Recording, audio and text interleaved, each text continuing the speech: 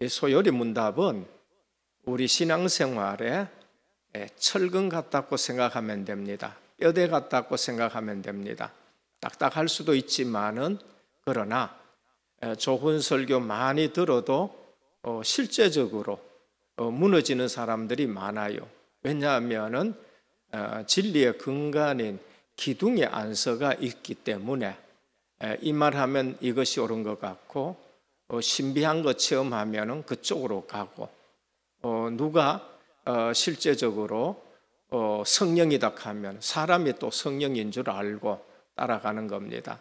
그래서 지난번까지는 대체로 인간의 죄의 비참함에 대해서 많이 말씀드렸습니다. 우리 성도들은 진짜 성도들은 죄하고 상관이 없겠지요. 실수는 합니다. 그러나 우리 성도라 그러면은 죄가 얼마나 무서운가는 알아야 됩니다. 피 흘리까지 너희가 죄와 싸우지 않았다라는 말씀을 하거든요. 그러니까 죄의 비참함, 죄가 얼마나 무서운가 모르는 성도들이 되어 가지고는 안 되고, 그렇다고 죄에 또 우리가 눌려서 살아도 안 됩니다. 우리는 율법의 종에서 해방이 되었기 때문에 그래요. 그러면 그럴수록 우리는 거룩성을 유지하면서 죄와 싸워야 되는 것이고 죄와는 거리가 멀어야 됩니다. 이제 21과부터는 그 죄 문제를 해결하신 예수 그리스도 성령의 역사에 대해서 많은 말씀을 합니다. 21문입니다. 하나님께서 택하신 자들의 구속자는 누구입니까? 라는 질문입니다. 그러면은 죽을 수밖에 없고 죽었던 우리를 택하신 하나님, 그 선택된 자들을 구속하는 분은 누구입니까? 합니다. 답은 하나님께서 선택하신 자들의 유일한 구속자는 주 예수 그리스도이십니다. 여기서 유일한 구속자입니다. 유일한 구속자는 예수 그리스도, 그 외에는 없습니다. 그분은 영원한 하나님의 아들로서 사람이 되셨고 한 위에 양성을 가지신 하나님이시며 영원토록 그러하십니다.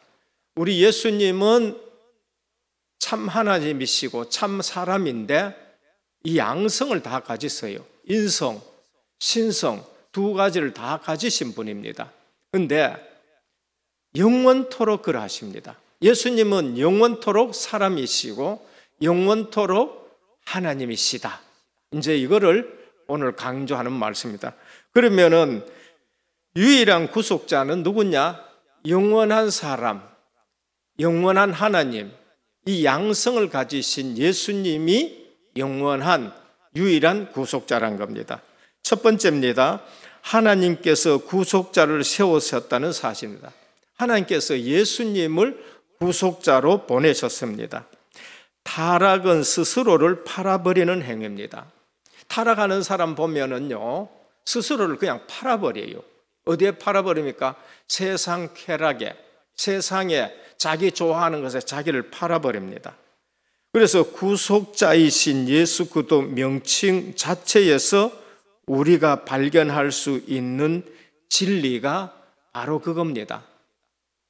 타락된 사람은 예수 그리스도 외에는 구속자가 없다라는 것을 우리가 알게 됩니다. 예수 그리스도 그 이름 자체에서 뭡니까? 구원의 의미가 있는 겁니다. 자, 준다는 것은 자비의 행위가 될 수 있습니다. 내가 이렇게 주는 것은 자비의 행위가 될 수 있죠. 그러나 판다는 것은 대가나 무엇을 바라보고 하는 행위예요. 어마어마한 대가를 바라보고 그걸 파는 거예요. 그래서 고전 중에도요, 이렇게 자기 영혼을 파는 사람이 있습니다. 그런데 일시적으로 육신적인 걸 다 좋은데 그냥 망해버리는 겁니다. 그래서 우리는 육신적인 것을 위해 영적인 걸 내주면은 그거는 큰일 나는 겁니다. 대표적인 사람이 누구지요? 그걸 잘 모르는 사람이에요. 구원받지 못한 사람이 그래요. 누구의? 에서입니다. 이 장자의 축복, 이 영적인 축복이 어마어마한데 에서는 그거를 그냥 팥죽 한 그릇에 그냥 팔아버리는 거 있지요.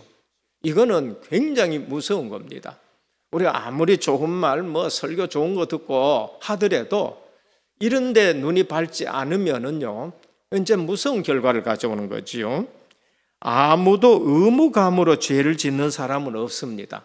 사람이 누가 뭐라 그럴까요? 목사 애미길라고 작정하고 교회 오는 사람은 없습니다. 또 목사가 또 그렇게 또 애미길라고 하는 사람도 없습니다. 그런데 우리가 어디에 속냐? 모두가 죄가 약속하는 거짓된 약속 때문에 죄를 짓는 거예요. 거짓된 약속입니다. 육신적인 거 저거 굉장히 좋아 보이는데 그게 거짓된 약속이에요. 거기에 속는 겁니다. 죄가 주는 거짓 기쁨이 너무리 확실해 보기 때문에 죄를 짓는 것입니다. 그게 쾌락인 것입니다. 성경에 없는 얘기입니다만은 어떤 사람이 천국에 갔어요. 천국에 가니까 꽃도 있고 길도 깨끗하고 아름답고 조용하고 그다음에 찬송 소리가 나는데 너무 조용한 거예요. 그런데 지옥에 가봤어요. 지옥문을 들어가니까 빛과 번쩍하고 신나는 음악도 나오고 그다음에 불도 번쩍번쩍하고 춤도 추고 굉장히 재밌더라니까요. 그래서 이제 죽을 때 어디 가겠냐? 천국보다가 지옥이 훨씬 재밌다. 지옥 간다 그래요. 가는 거예요. 근데 딱 갔는데 그걸 통과하자마자 이게 진짜 지옥이야. 이건 말도 못하게. 그래 이번에 얘기해서 아니 지난번에 받는 거하고 이거하고 틀리지 않냐? 야 그거는 홍보용이야, 홍보용.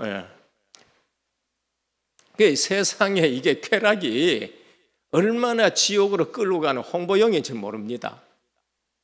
보면 이렇게 사람들이 광고 보고 자꾸 뭘 많이 이렇게 구입하고 하는데 이 광고하고 틀려. 그건 광고지. 그건 광고예요. 오늘 또 죄가 주는 거짓 기쁨이 너무 확실하게 보이기 때문에 죄를 짓는 겁니다. 악해서라기보다도 본성이 글로 끌려가는데 죄가 주는 거짓된 약속 때문에 성도들이 얼마나 많이 무너집니다. 하나님이 주시는 기쁨은 쾌락이 아니라 희락인 줄 믿습니다. 우린 쾌락이 아니고 희락이에요. 희락은 어디서 나와요? 세상에서 나오는 거 아닙니다. 복음에서 나오는 겁니다.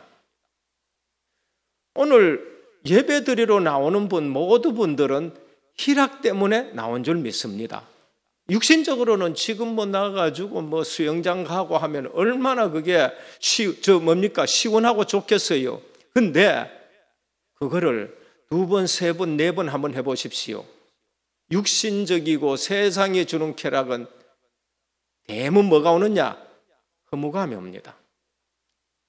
할수록 공허감이 와요. 근데 주일 와서 예배 드리면 어떻습니까? 그거하고 다른 복음에서 나오는 희락이 있기 때문에 예배 드리러 오고, 불신자가 볼 적에는 육신적으로 보면은 저 사람들 일주일 만에 하루 놀지, 이제 요게 사단이 주는 소리겠지요. 쾌락을 이기는 것은 금욕주의가 아니라 쾌락을 넘어서는 희락인 것입니다. 그래서 예배 드릴 때에, 하나님의 말씀을 읽을 때에 세상이 주지 못하는 기쁨이 우리에게 오는 것입니다. 자, 둘째입니다. 하나님은 오직 하나의 구속자를 세우셨으니 하나님의 영원한 아들 주 예수 그리스도이십니다. 하나, 유일한. 요한복음 3장 16절에 독생자를 주셨으니 이 말은 뭔가 하면은 하나라는 말도 이제 유일한 그리스도인 것입니다.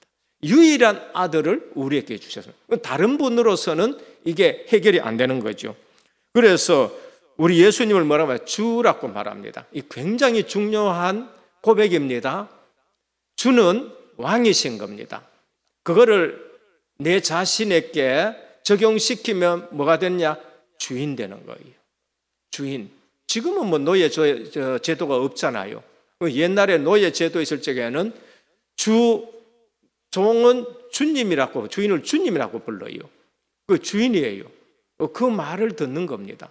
거기에는 아니요가 있을 수가 없습니다. 예밖에 뿐이에요. 그래서 제가 오랜 신앙생활 하는 가운데 제 신앙 고백을 여기 적어 놓은 겁니다. 뭐라 적어놨느냐? 주님은 우리 교회의 주인 되시는 그리스도이십니다. 진짜 예수 믿어버리면은요, 가장 중요한 고백이 뭔가? 주인 되시는 겁니다. 예수 잘 믿는다는 건 예수님이 내 주인 되는 것이 가장 예수 잘 믿는 줄 믿으시길 바랍니다. 그게 이제 제 신앙 고백, 이 근래에 와서 신앙 고백입니다. 우리 가정에도 주인, 교회에도 주인, 내 하는 일에도 주인, 주인 되는 거예요. 예수는 뭔가? 구원이란, 자기 백성을 그 죄에서 구원할 자다. 그 다음에 그리스도는 뭔가? 구원하기로 오신 예수님이 직분입니다. 왕, 선지자, 제사장. 그 선지자로 오셔가지고는 내가 그 길이다, 하나님 만나는 길. 제사장으로 오셔서는 십자가에서 친히 제물 되셨고, 왕으로 오셔서는 교회의 머리 왕도 되시고, 세상에는 흑암 사단 마귀 이기신 왕 되시는 거예요. 그 예수님은 세상에도 왕이 되시고 교회에도 왕이 되시고 만주의 주 왕이 되시는 겁니다. 그래서 찬송 보면은요, 주라는 말씀이 많이 나오고 왕이라는 말씀이 많이 나오는 겁니다. 그 다음에 그럼 이 그리스도로 일을 할 수 있는 분은 누구냐? 하나님의 아들밖에 없어요. 그리고 우리 신앙 고백에 두 가지가 있습니다. 그리스도, 하나님의 아들. 그 두 가지가 동시에 고백이 돼야 돼요. 그리스도 일을 할 수 있는 분은 하나님의 아들밖에 없습니다. 하나님의 아들만이 그리스도를 할 수 있어요. 그래서 베드로의 고백이 굉장히 중요합니다. 주는 그리스도시요 살아계신 하나님의 아들이십니다. 두 가지가 꼭 우리의 신앙 고백 속에 있습니다. 마리아는 뭐라 그랬죠? 주는 그리스도시요 세상에 오신 하나님의 아들. 마르다 고백인 마리아 고백도 똑같이 그리스도 하나님의 아들. 그래서 그리스도는 누구냐? 하나님의 아들이 그리스도다. 하나님의 아들만이 그리스도 일을 할 수 있다. 이제 이렇게 기억하시면 됩니다. 자, 세 번째, 하나님의 아들 성자 하나님이 사람이 되셨습니다. 예수 그리스도이십니다. 사람의 몸을 입은 것이 아니고 사람의, 잘못됐는데 겉모양이 아닙니다. 겉모양을 사람 껍데기로 입고 오신 것이 아닙니다. 참 사람이 되셨습니다. 우리가 육신의 몸을 입고 오셨다 이렇게 이제 표현도 하는데 진짜 표현은 사람이 되셨습니다. 참 사람이 되신 거예요. 그래서 계속 사람으로 영원히 살아 계십니다. 영원히 사람으로 계시고 하나님으로 계시는 분입니다. 그분이 예수님입니다. 잘 아셔야 돼요. 부활체를 가진 사람으로 영원히 살아가십니다. 예전에는 육신의 몸을 갖고 계실 때는 유대 땅에서 제자들만 함께 하실 수 있었어요. 그런데 부활하시고 나서는 부활체가 되셔가지고는 이제는 그냥 아무데나 그냥 계십니다. 아무데나. 그래서 성령으로 우리와 늘 함께 하시는 것이죠. 그래서 예수님이 내가 가면 너희에게 더 유익하다라고 말씀하셨습니다. 그걸 분녀라 그럽니다. 우리 장로님에게도 성령을 보내주셨고 여기 있는 저에게도 성령을 보내주셨고 또 지금 출타해 있는 아들, 딸들에게도 성령을 보내주셔가지고 모든 사람에게 임마누엘 하실 수 있게 되는 겁니다. 자, 네 번째입니다. 예수 그리스도는 성자 하나님으로서 한 위격의 신성과 인성을 가지셨습니다. 일이 이성이라고 말해요. 양성을 가졌다라고 말씀을 합니다. 그래서 삼위일체란 말은 하나님과 일이 이성이 함께 있는 것을 정통 기독교의 가르침으로 생각합니다. 그래서 제가 두 번째 뭐냐? 정통성을 가진 교회. 우리 은혜교회는 기독교의 이런 진리의 말씀을 잘 정리해 놓은 정통성 있는 교회로 교육하고 가르치고 설교하겠다는 겁니다. 이게 굉장히 중요해요. 여기서 벗어날 때에 이제 이단이 되어지고 그런 것입니다. 이 사실을 알면은 뭐 이만이란 또 그저 뭡니까 그저 안식교회 그 뭐예요? 그런 분들 자기가 하나님이라 그러는데 이제 그건 틀린 거죠. 유일한 그리스도 외에 없는 거잖아요. 그분이 우리 위에 십자가에 죽은 적도 없고 그분이 하나님일 수는 또 더 없는 거지요. 예수 그리스도만 참 하나님이시고 참 인간이십니다. 이제 알면은 안 흔들리는. 자, 삼위일체는 뭔가? 성부 하나님, 성자 하나님, 성령 하나님이 한 분 하나님이십니다. 아니 목사님 그건 분리되지도 아니하고 혼합되지도 않습니다. 섞이지도 않아요. 어떻게 그럴 수 있냐? 몰라요. 성경에 있는 대로만 내가 얘기할 뿐입니다. 신학자들도 다르게 얘기할 수 없어요. 이걸 보고 뭐라 신비라 그렇게 말씀합니다. 그래서 예수님이 뭐라 그래요? 아버지요, 우리가 아버지와 나와 하나 된 것 같이 저들도 하나 되기를 원합니다. 이제 그걸 말씀해요. 교회는 절대 분리되면 안 되는 겁니다. 진리 놔두고 다른 것으로는 교회는 분리될 수가 없는 겁니다. 자, 그게 자꾸 사단이 하는 짓이거든요. 우리가 속으면 안 되는 겁니다. 그래서 우리도 주님과 하나의 하나님처럼 그런 것이 아니라 연합이 되는 겁니다. 나는 포도나무여 너희는 가지니. 오늘 우리가 예수 그리스도를 통해서 하나님께 접붙인 자인 줄 믿으시길 바랍니다. 내가 지금 예수님하고 접붙어 있는 거예요. 예수님은 포도나무고 우리는 가지예요. 지금 붙어 있는 겁니다. 붙어만 있으면은 말씀으로 깨끗하게 하겠다. 이미 구원받았기 때문에 말씀을 통해서 우리가 자꾸 깨끗하게 되는 겁니다. 그래서 일이 이성입니다. 성자 하나님 한 위격에 두 본성을 가지고 계시는데 신성과 인성, 양성을 다 가지고 계십니다. 자, 그럼 정리하면은 예수 그리스도는 참 하나시고 참 사람이십니다. 예수 그리스도는 하나님께서 선택하신 자들을 위한 자들의 유일한 구속자이십니다. 여기서 선택된 자는 뭐냐? 제한구속입니다. 이 땅에 모든 사람이 다 구원받느냐? 아닙니다. 믿음은 모든 사람에게 것이 아니다. 성경에 그렇게 되어 있어요. 믿는 자, 구원받은 자에게만 그 믿음이 적용되는 겁니다. 선택된 자에게. 모르잖아요. 모르기 때문에 우리가 모든 사람에게 다 전도하는 겁니다. 왜 이 사람에게 전도하느냐? 이 사람이 선택된 자인지 아닌지 우리는 모르잖아요. 그래서 전도를 하는 거예요. 그런데 선택된 자는 내가 좀 잘 못 전했는데도 믿어. 이제 이게 선택된 자는 또 빠져 있다가도요, 또 찾아와요. 이게 선택된 자예요. 교회 안에는 선택되지 않는 자들도 있습니다. 이건 굉장히 하기 싫은 말인데 있어요. 언젠가는 이제 교회 욕하고 또 떠나가기도 하고 그런 일들이 생기는 겁니다. 그래서 오늘 택하신 자들의 구속자는 누구인가? 예수 그리스도인데 오늘 가장 중요한 것도 기억하셔야 됩니다. 그 예수님은 참 하나님이시고 참 사람이다. 참 사람으로 오셨기 때문에 우리를 구원하실 수가 있어요. 그래서 오늘 우리 개혁주의 생명신학에 근거한 실천입니다.